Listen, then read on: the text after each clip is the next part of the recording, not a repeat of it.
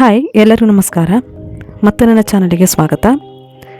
Papaya ಹಣ್ಣಿನ ಹಲ್ವಾ ಒಂದು sweet recipe, ತುಂಬ ರುಚಿಯಾಗಿರುತ್ತೆ. ಸೊ ಇದನ್ನು ಮಾಡೋದು ನೋಡ್ಕೊಳ್ಳೋಣ. ಇದನ್ನು ಮಾಡೋದಕ್ಕೆ ಮೊದಲಿಗೆ ಒಂದು ಹಣ್ಣಾಗಿರುವಂಥ ಪಪ್ಪಾಯ ಹಣ್ಣನ್ನು ತೊಗೊಂಡಿದ್ದೀನಿ. ಹಾಗೆ ಅದರ ಮೇಲಿನ ತುದಿನ ಕಟ್ ಮಾಡಿಬಿಟ್ಟು ಮಧ್ಯದಲ್ಲಿ ಕಟ್ ಮಾಡಿಬಿಟ್ಟು ಸಿಪ್ಪೆಯನ್ನು ಕೂಡ ತಗೊಂಡಿದ್ದೀನಿ. ಹಾಗೆ ಮಧ್ಯದಲ್ಲಿ ಇರುವಂಥ ಅಷ್ಟು ಬೀಜಗಳನ್ನು ಕೂಡ ತಕ್ಕೊಂಡು ಸಣ್ಣ ಪೀಸ್ಗಳನ್ನು ಮಾಡ್ಕೋಬೇಕಾಗತ್ತೆ. ಇದು ಹಾಗೆ ಇದರ ರುಚಿ ಕೂಡ ನೋಡ್ಕೊಳ್ಳಿ. ಇವಾಗಲೇ ಏನಂತಂದರೆ ಸ್ವಲ್ಪ ಸ್ವೀಟ್ ಜಾಸ್ತಿ ಇತ್ತಂದರೆ ನಮಗೆ ಸಕ್ಕರೆಯ ಪ್ರಮಾಣ ಕಡಿಮೆ ಮಾಡ್ಕೋಬೇಕಾಗತ್ತೆ. ಸೊ ಸಣ್ಣಕ್ಕೆ ಹೆಚ್ಚಿರುವಂಥ ಅಷ್ಟು ಪಪ್ಪಾಯ ಹಣ್ಣನ್ನು ಮಿಕ್ಸಿ ಜಾರಲ್ಲಿ ಹಾಕ್ಕೊಂಡು ಚೆನ್ನಾಗಿ ಸ್ಮೂತ್ ಆಗೋ ಥರ ನಾನು ಅದನ್ನು ಪೂರ್ತಿಯಾಗಿ ಪೇಸ್ಟ್ ಮಾಡ್ಕೊಳ್ತಾ ಇದ್ದೀನಿ.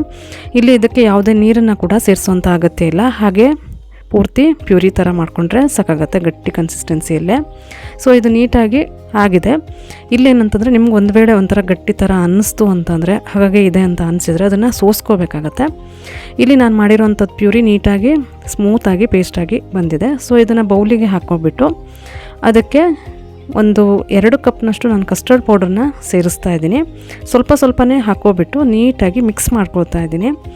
ಒಂದು ವೇಳೆ ನಿಮ್ಮ ಹತ್ರ ಕಸ್ಟರ್ಡ್ ಪೌಡರ್ ಇಲ್ಲ ಅಂತ ಅಂದರೆ ನೀವು ಮಾಮೂಲಿ ಕಾರ್ನ್ಫ್ಲೋರನ್ನು ಕೂಡ ಸೇರಿಸ್ಕೋಬೋದು. ಇಲ್ಲಿ ಕಸ್ಟರ್ಡ್ ಪೌಡರ್ ಬಂದುಬಿಟ್ಟು ನಾನು ವೆನಿಲ್ಲಾ ಫ್ಲೇವರ್ದು ತೊಗೊಂಡಿದ್ದೀನಿ, ಟೇಸ್ಟ್ ಚೆನ್ನಾಗಿರುತ್ತೆ. ಸೊ ಹಾಕಿಬಿಟ್ಟು ನೀಟಾಗಿ ಮಿಕ್ಸ್ ಮಾಡ್ತಾ ಬನ್ನಿ. ಇಲ್ಲಿ ಕಲರ್ ಕೂಡ ಸ್ವಲ್ಪ ಚೇಂಜ್ ಅಂತ ಅನ್ನಿಸುತ್ತೆ ನಿಮಗೆ ನೋಡುವಾಗ.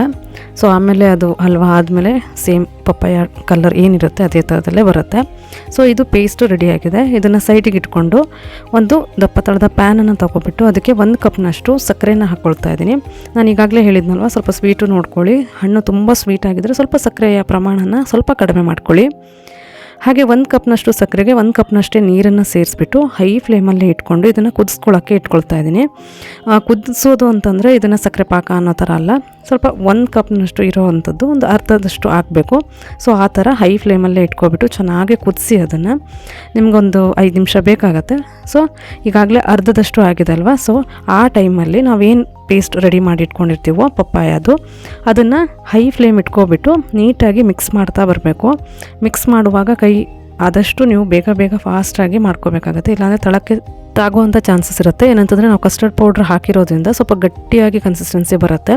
ಸೊ ಆ ಕೈ ಬಿಡದಲ್ಲೇ ಒಂದು ಸರಿ ನೀಟಾಗಿ ಮೀಡಿಯಮ್ ಫ್ಲೇಮ್ ಇಟ್ಕೊಬಿಟ್ಟು ಈ ಟೈಮಲ್ಲಿ ಮಿಕ್ಸ್ ಮಾಡ್ತಾ ಬನ್ನಿ. ಆಮೇಲೆ ಇದು ನಿಮಗೆ 10 ರಿಂದ 15 ನಿಮಿಷ ಅಂತೂ ಮಿನಿಮಮ್ ಬೇಕಾಗತ್ತೆ ಕನ್ಸಿಸ್ಟೆನ್ಸಿ ಸ್ವಲ್ಪ ಗಟ್ಟಿಯಾಗಿ ಹಲ್ವಾ ಮಾಡೋ ಹದಕ್ಕೆ ಬರೋದಕ್ಕೆ. 15 ನಿಮಿಷ ನೀಟಾಗಿ ಮಿಕ್ಸ್ ಮಾಡ್ತಾ ಬನ್ನಿ ಮೀಡಿಯಮ್ ಫ್ಲೇಮ್ ಇಟ್ಕೊಬಿಟ್ಟು.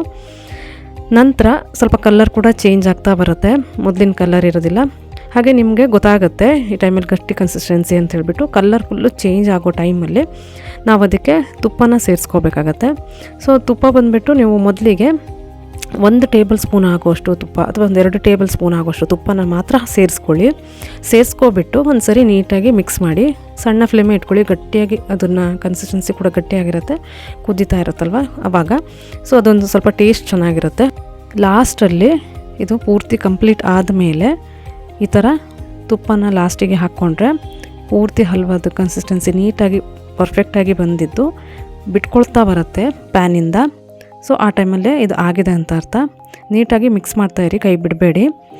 ಮಾಡುವಾಗ ಅನ್ನಿಸ್ಬೋದು ಇಲ್ಲ ಗಟ್ಟಿ ಅಂತ ಅನ್ನಿಸ್ತಾ ಇಲ್ಲ ಅಂತ ಹೇಳ್ಬಿಟ್ಟು ಒಂದು ಸರಿ ಚೆಕ್ ಮಾಡ್ಕೊಳ್ಳಿ. ಒಂದು ಪ್ಲೇಟಿಗೆ ಈ ಥರ ಹಾಕ್ಕೊಂಡ್ರೆ ನಮಗೆ 1-2 ಸೆಕೆಂಡ್ ಬಿಟ್ಟು ನೋಡಿದರೆ ಸ್ವಲ್ಪ ಗಟ್ಟಿ ಕನ್ಸಿಸ್ಟೆನ್ಸಿ ಅಂತ ಗೊತ್ತಾಗುತ್ತೆ. ಹಾಗೆ ಒಂದು ಪ್ಲೇಟನ್ನು ಈ ಥರ ಉಲ್ಟಾ ಮಾಡಿ ನೋಡಿದರೆ ಅದು ಬೀಳೋದಿಲ್ಲ, ಸೊ ಅಂಟ್ಕೊಂಡೇ ಇರುತ್ತೆ. ಆಗ ಇದು ಪರ್ಫೆಕ್ಟ್ ಆಗಿದೆ ಅಂತ ಅರ್ಥ. ಆ ಟೈಮಲ್ಲಿ ನೀವು ಗ್ಯಾಸ್ ಫ್ಲೇಮನ್ನು ಆಫ್ ಮಾಡ್ಕೊಳ್ಳಿ.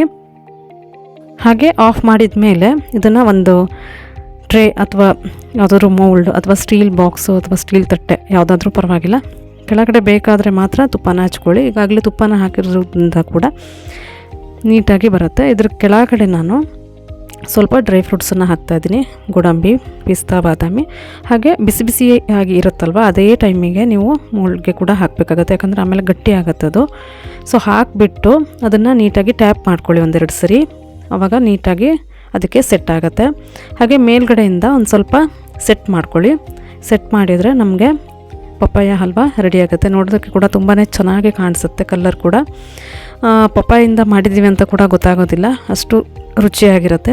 ಹಾಗೆ ಪೂರ್ತಿ ತಣ್ಣಗಾಗೋದಕ್ಕೆ ಬಿಟ್ಕೊಳ್ಳಿ. ಒಂದು 3-4 ಗಂಟೆ ಬೇಕಾಗುತ್ತೆ ನಿಮಗೆ ತಣ್ಣಗಾಗೋದಕ್ಕೆ, ಇಲ್ಲ ಫುಲ್ ದಿವಸ ಬಿಟ್ಟರೂ ಪರವಾಗಿಲ್ಲ. ಈಗ ರೆಡಿಯಾಗಿದೆ ನೋಡಿ, ಪೂರ್ತಿ ತಣ್ಣಗಾದ ಮೇಲೆ. ಸೊ ಈ ಥರ ಪೂರ್ತಿ ಸೈಡ್ನಲ್ಲೆಲ್ಲ ಈ ಥರ ಕಟ್ ಮಾಡ್ಕೊಬಿಟ್ಟು ನಾವು ಈ ಥರ ಟ್ಯಾಪ್ ಮಾಡಿದರೆ ನೀಟಾದ ಚಂದ ತುಂಬಾ ಸುಂದರವಾಗಿ ಕಾಣೋವಂಥ ಒಂದು ಹಲ್ವಾ, ಪಪ್ಪಾಯ ಹಲ್ವಾ ರೆಡಿಯಾಗುತ್ತೆ. ನಾನು ಮಾಡಿರೋವಂಥ ಈ ರೆಸಿಪಿ ನಿಮ್ಗೆ ಇಷ್ಟ ಆಗಿದೆ ಅಂತ ಅಂದ್ಕೊಳ್ತಾ ಇದ್ದೀನಿ. ಇಷ್ಟ ಆದರೆ ಒಂದು ಲೈಕ್ ಶೇರ್ ಮಾಡೋದನ್ನು ಮರಿಬೇಡಿ. ಹಾಗೆ ಹೊಸ ವ್ಯೂವರ್ಸ್ ನನ್ನ ಚಾನಲ್ನ ಸಬ್ಸ್ಕ್ರೈಬ್ ಮಾಡಿ. ಹಾಗೆ ಇದನ್ನು ಈ ಥರನೇ ನಿಮ್ಗೆ ಯಾವ ಶೇಪಲ್ಲಿ ಬೇಕು ಕೂಡ ಕಟ್ ಮಾಡ್ಕೋಬೋದು. ಇಷ್ಟ ಆದರೆ ಒಂದು ಲೈಕ್ ಶೇರ್ ಮಾಡೋದನ್ನು ಮರಿಬೇಡಿ. ಹಾಗೆ ಮತ್ತೆ ಮತ್ತೊಂದು ಹೊಸ ರೆಸಿಪಿಯೊಂದಿಗೆ ಮತ್ತೆ ನಿಮ್ಮನ್ನು ಭೇಟಿಯಾಗ್ತೀನಿ. ಅಲ್ಲಿವರೆಗೂ ನಮಸ್ಕಾರ.